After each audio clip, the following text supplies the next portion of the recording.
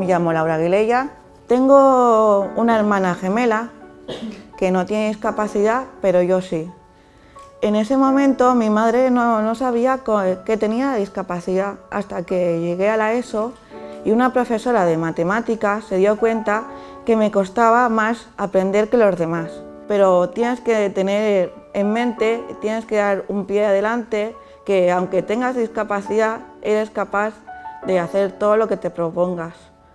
Yo normalmente al principio trabajé en trabajos ordinarios, pero no me dan la estabilidad que tengo ahora.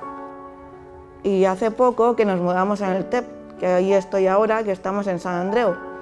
Y gracias allí pues he podido hacer más trabajos.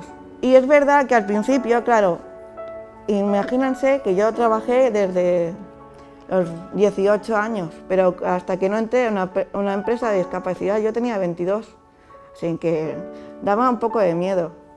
Pero tener un sueldo mínimo no era el base. Con pareja, viviendo en una habitación, pagando. Eso es un poco el miedo de pensar si con el dinero que nos dan, por el trabajo que hemos hecho, somos capaces de mantenernos. Yo me mantengo con mi sueldo, ahora vivo sola en una habitación. Cada dificultad que encontráis, tenéis que dar un pie por delante y decir que tenéis que continuar. No podéis rendiros.